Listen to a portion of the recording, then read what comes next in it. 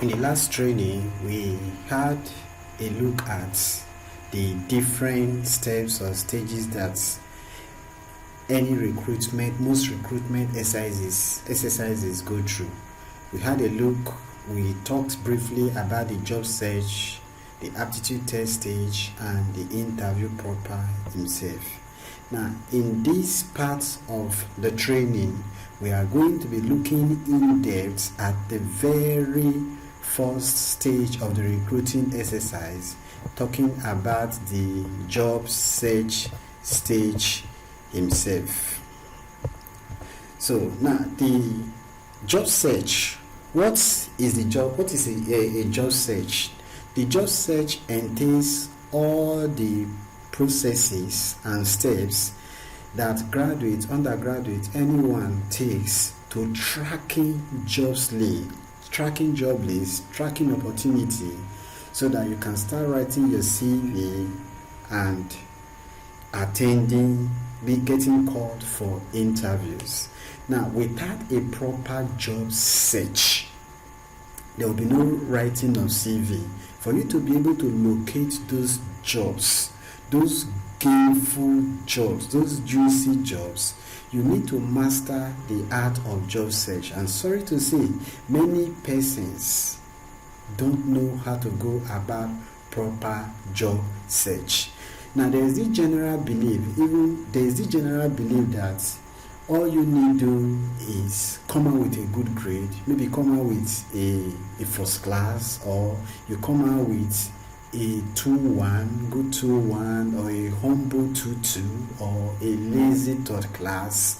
That all these degrees, they differentiate the type of job that one is going to get. The general belief is that if you come out with a first class, opportunities are open for you. You get the best of jobs, and that a 2-1 will always do better than somebody coming out with a 2-2 in the corporate world. Now, it is not always like that you are the best graduating student from your department or your faculty doesn't guarantee that when it comes to employment opportunity that you are going to be the better employed.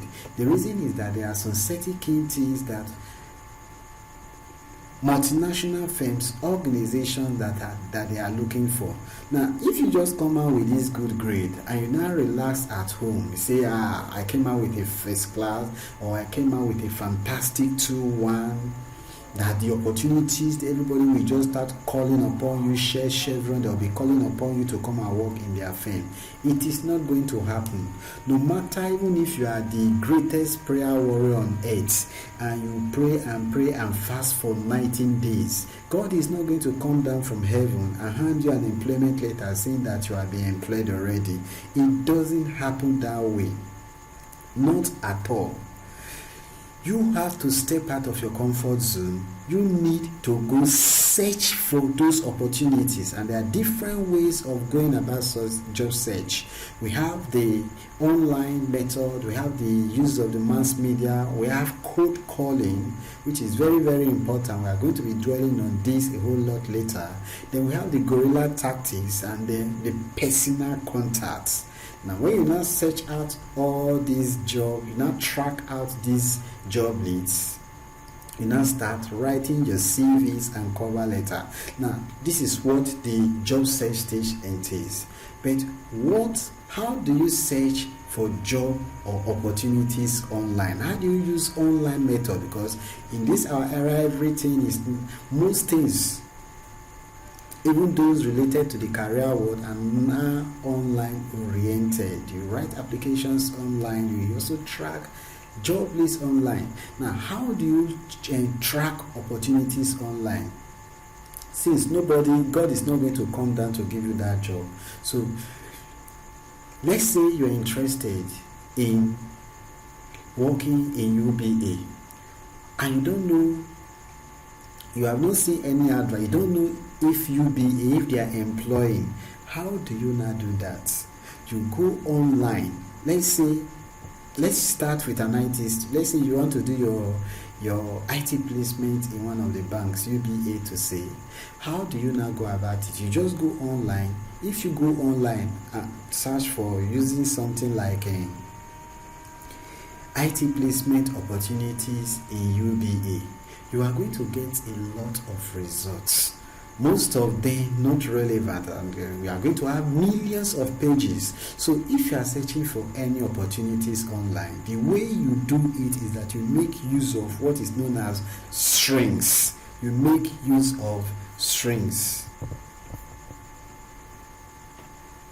Now, if you look at this, just look at the screen now, you'll discover that I've typed it in the Google search bar, IT placement opportunities for accounting students in UBA.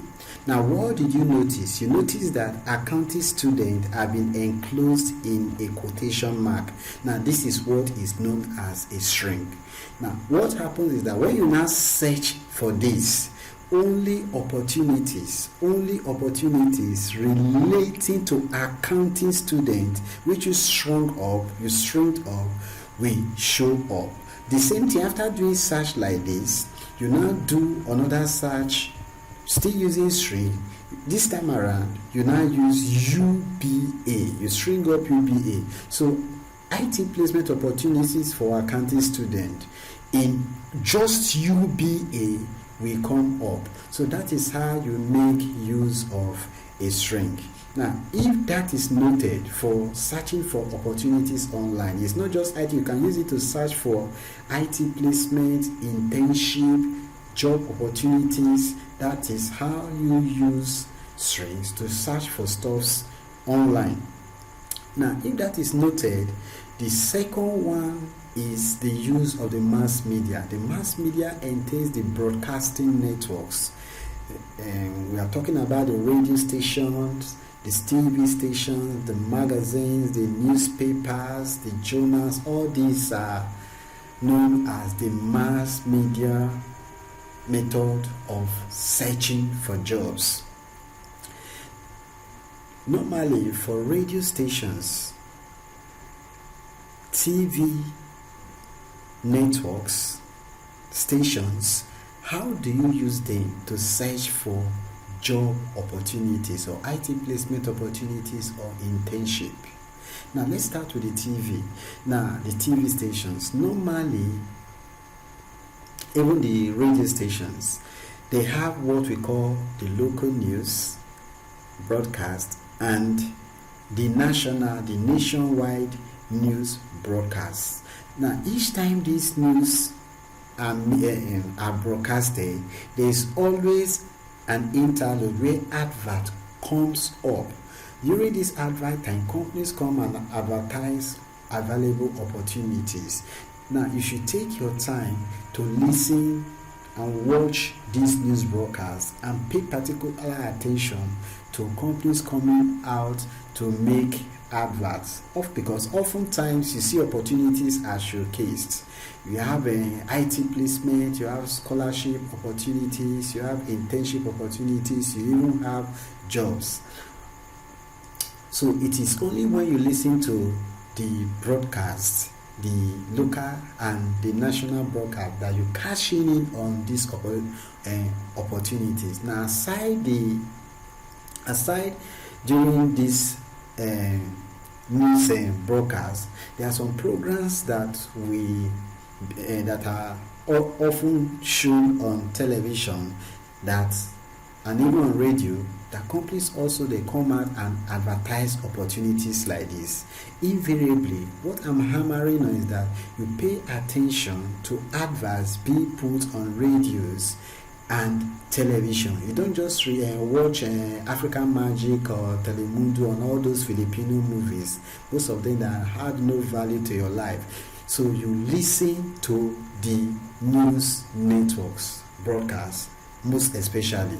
Now, also on the mass media, talking about newspapers now, how some of you will say, some graduates, undergraduates, they say they don't have money to purchase newspapers, and they read some of these papers online.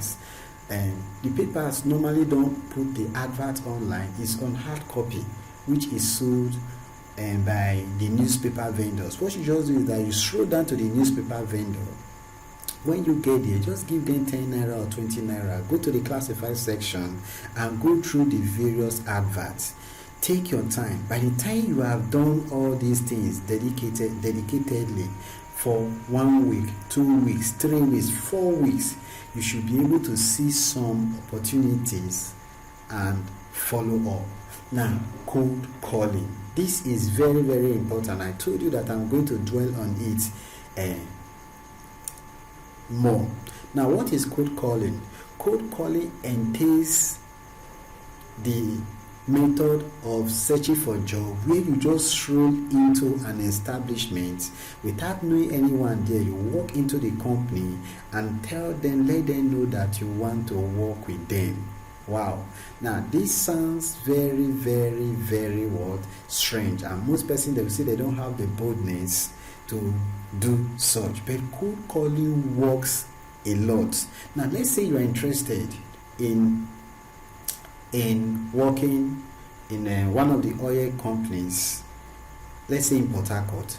All you need to do is stroll down to Port Harcourt, walk into the firm, meet with the right person. It's not the gate man, no, not the security officers, no. Then you go straight to the personnel manager, track them out, and let them know that you want to have a placement in that particular firm.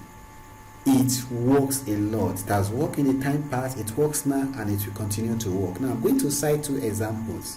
Now there's a student of Auchi Polytechnic, and an ND student. He has just finished his ND2. He read computer engineering, just done with his ND2, and he strolled into Port Harcourt because he has made up his mind that he wants to have his IT placement done in an oil servicing firm in Port Harcourt. He strolled into one of the oil servicing firms. I don't want to mention names at all for corporate reason. He strolled into the establishment, and he happened to meet with the white man who was in charge of hiring.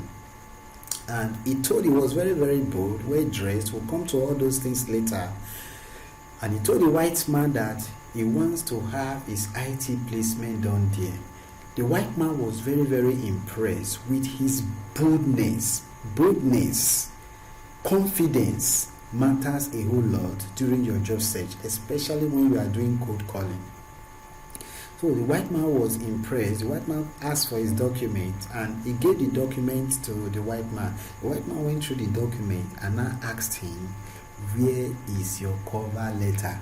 He has never heard of anything relating to cover letter before now, which we are going to treat during this job search stage. But he was still bold and confident, and he told the white man, "Actually, my HOD didn't give me a cover letter." The white man started laughing and told him it is not the HOD that gives a cover letter.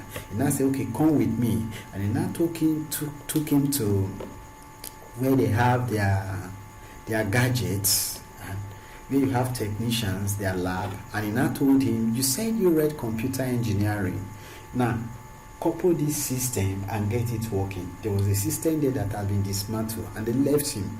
When they came back, he has already coupled the system, and he was using it to play music. There and then, he got his employment letter, and that is how he got to work in that oil servicing firm. And he was well paid. An IT student, he was being paid 40,000 naira. They gave him accommodation with other benefits. So that is the power of cold calling. You do it right, you do it dedicatedly, not just for IT placements. No, not at all. I can keep on citing examples for any opportunity at all.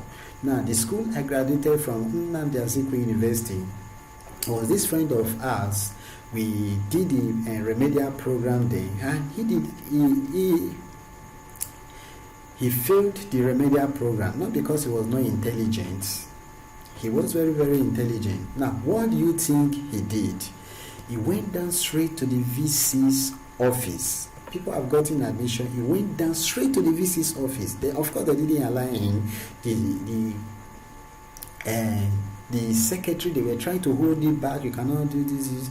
And there was noise, and the VC heard it. This is a true life story. The VC had it, and I said, okay, allowing him. Why? Because he was moved by the confidence and boldness of the young man, and this was a son.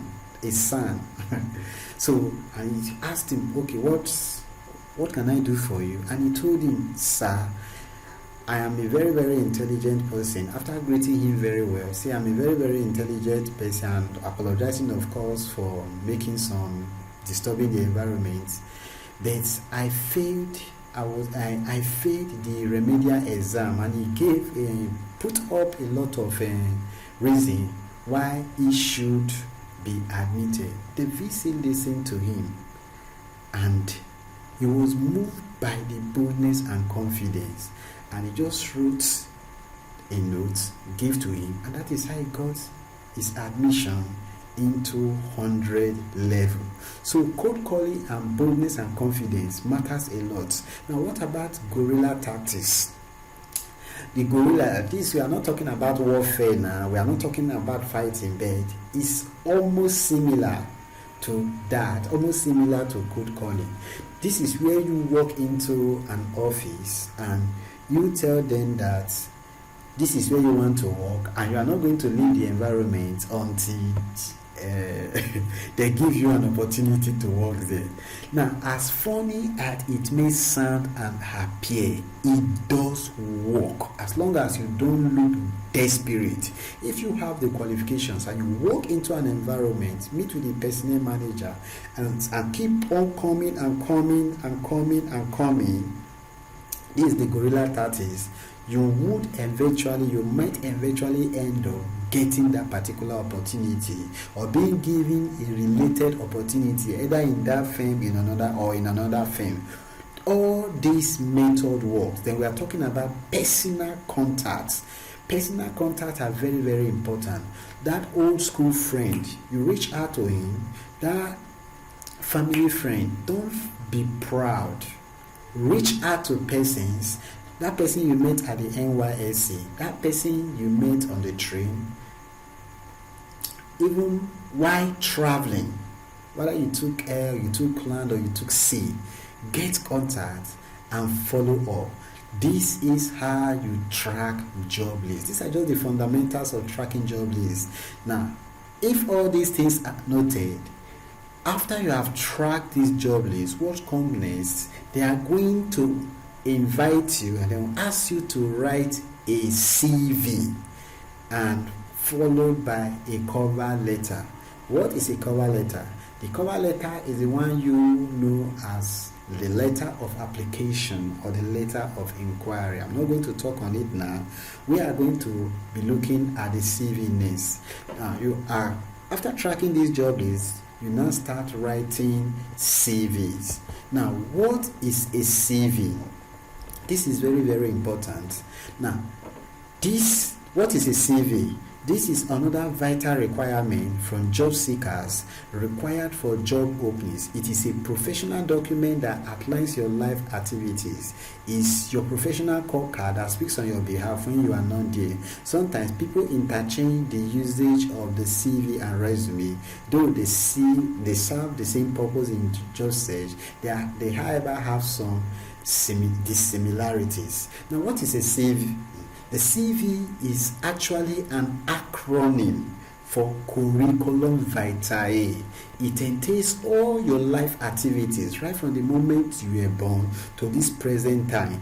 Now, it is tag your professional call card. Why? Why is it tag your professional call card? Because it's that document that speaks on your behalf when you are not there. Now, when you submit the CV, you are not going to be there to defend that particular CV. The recruitment officer picks up the CV and goes through it. It is this CV that now speaks on your behalf. It is not your secretary, your PA, your mouthpiece. It speaks on your behalf. So that's why it's called a professional call card.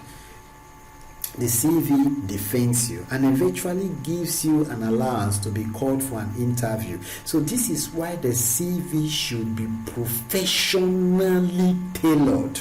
It should be professionally packaged. Now, it is a pity that most CVs, most graduates Not even undergraduate now, graduate, even those that are already working, they don't know how to package a CV. The way the CV is being packaged in the 21st century, I will repeat, differs from the way it was packaged years and years back. And if you are still living on that method, you are still living on that memory, still trolling through that memory lane of writing CV, your CV is eventually going to end up in the trash can. Now, there's a way you should package your CV to get called for an interview.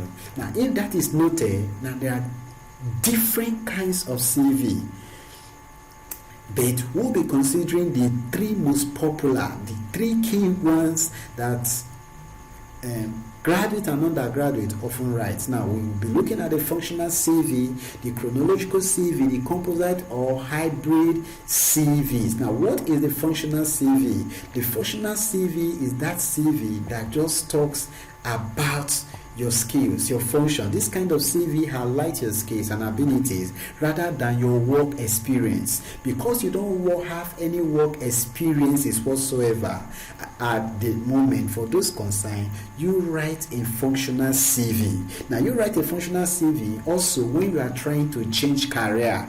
Maybe you are changing from engineering to banking. You don't have banking skills, so you are just going to be, you don't have banking experiences, so you are going to be showcasing the skills you have, maybe the ability to work under pressure, good communication skills, negotiation skills, marketing skills. Now, all these things are skills and functions.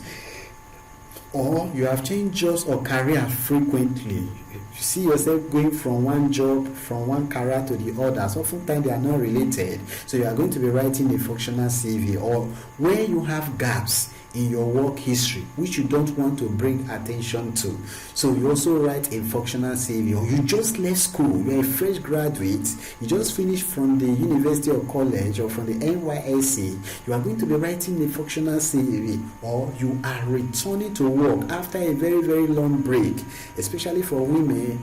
Maybe you took some time to raise your children, so there's like a gap there in your work history, so you are going to be writing a functional CV. Now, be aware that some recruiters, they don't like this kind of CV, as they feel that it hides essential information that they are looking for. Also, some employers find the functional CV difficult to follow or to understand, so you may not please everyone with this kind of CV, but you are still going to write it because it works. If you are a fresh graduate, you don't have any experiences, so you are going to be writing a functional CV that details your skills and function. Now, the second type of CV is the chronological CV.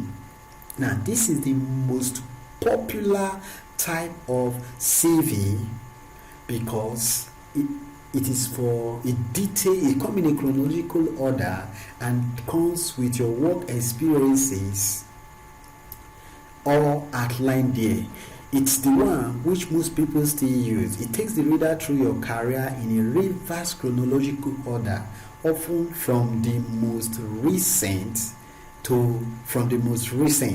Now, that means it starts with the work you have done most recently and ends with the earliest ones you have done. The focus of this kind of CV is on your work experience.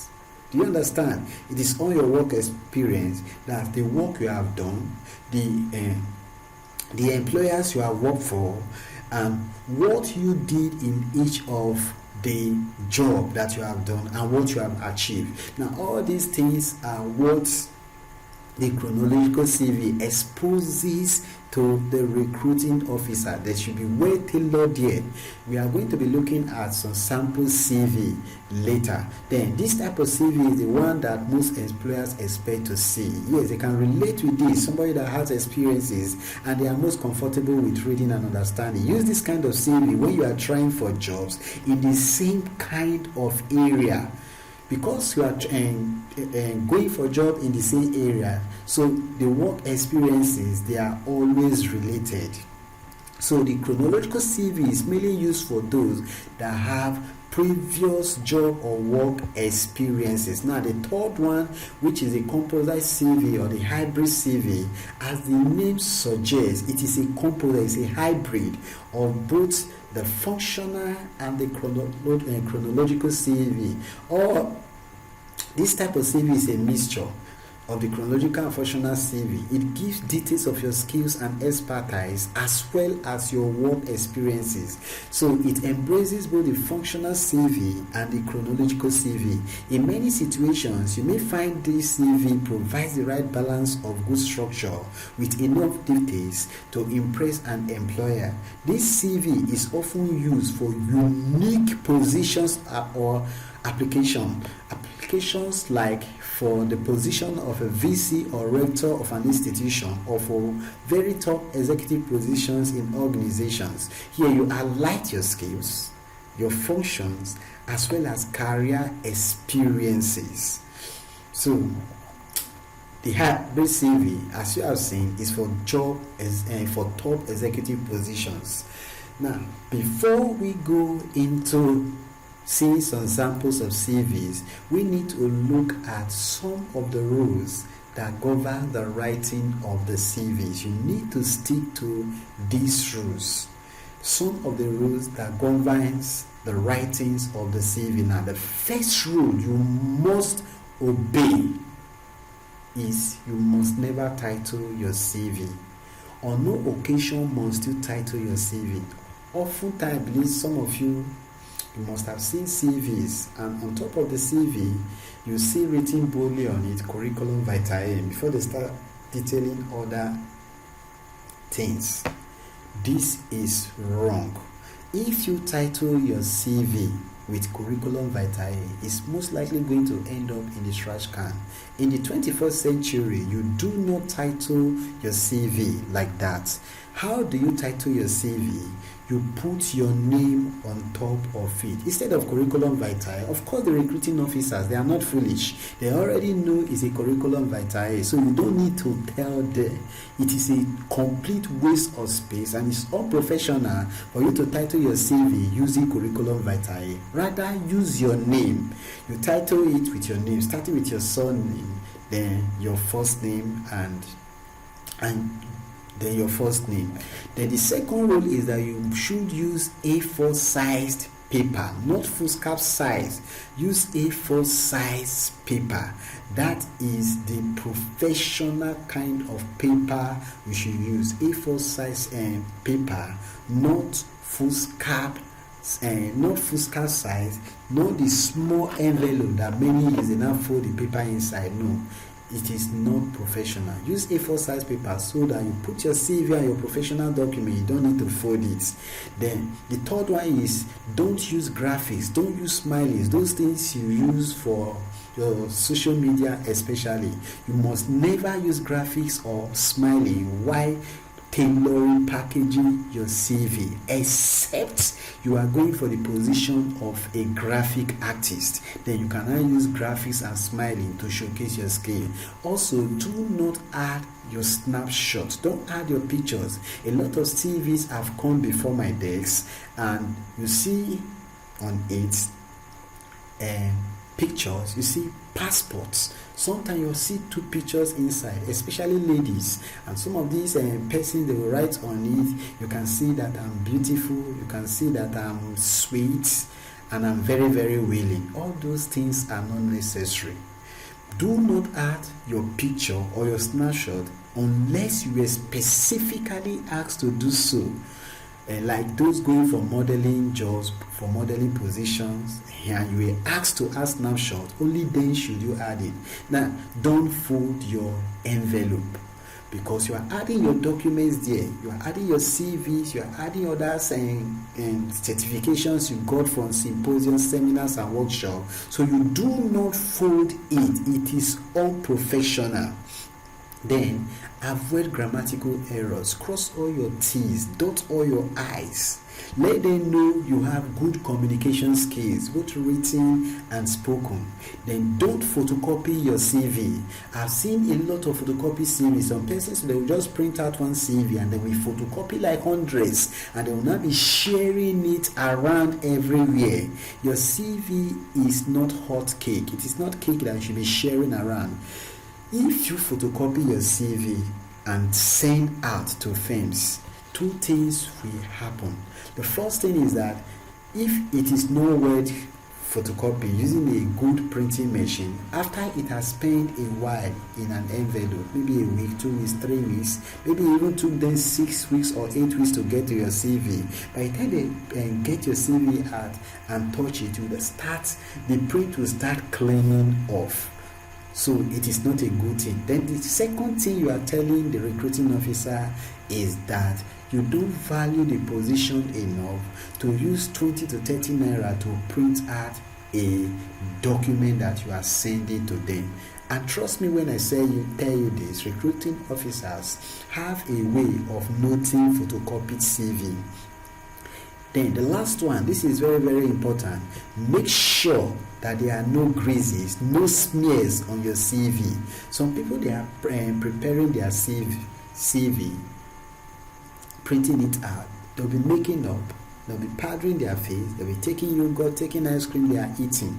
And they might not even notice that maybe a pellet of rice, what they are eating, or even a lap of chicken has dropped into the CV, and they will just package everything together and send down. Now, this lap of chicken spends 1 week, 2 weeks, 3 weeks inside that envelope alongside your CV. By the time they bring the CV out and the recruiting officer is taking your CV, a lap of chicken falls out from inside and everything is all smelling. Trust me, your CV lands in the trash can. Now, I might have exaggerated it a bit using the lap of chicken. What I'm trying to tell you is that make sure that there are no makeups, no greases, no oily materials on your CV. It just tells the recruiting officer how lazy you are, how careless you are, that you don't value the job position. Now, we are going to stop here for now, and then we'll continue with the lesson next time. Thank you.